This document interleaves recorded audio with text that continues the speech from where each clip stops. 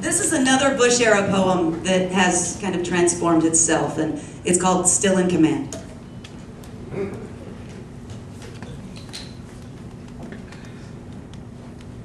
For decades, we've been hearing third world countries bitch about our foreign policies. They said they provided fertile ground for the farming of global atrocities. We've sown those fields, and now we're reaping a bumper crop on our hypocrisy. You know, the evildoers were once armed by our Cold War generosity.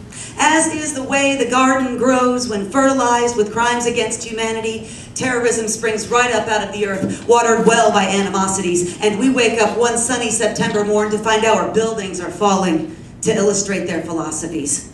In the 90s, we wanted to promote world peace, find the solution to global famine, but none of it made us pay more than $1.50 a gallon.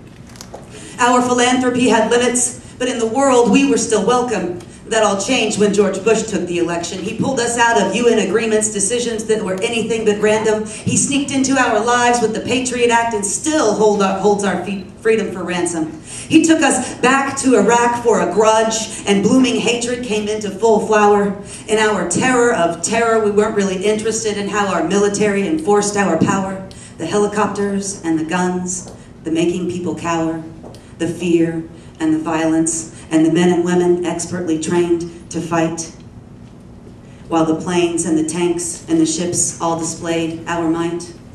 Now, more than 4,000 have died in battle and more than 1 million killed while trying to live their lives. But know this, the true list of casualties will never come to light. While DU and PTSD claim the lives of noble warriors whose bodies survived the IEDs and firefights, don't get me wrong, I hate this war, but I also give our military personnel the credit they deserve. They dedicate their hearts and they pledge their lives to serve. They follow their orders and honestly trust it's the Constitution that they preserve. It's the cadre of men in the business of war with whom I think we should be concerned. It's the cannibals of capitalism, cashing in on drops of foreign oil and domestic blood that have driven me here to test my nerve. Our military personnel nobly protect our people, our allies, our interests, and our soil.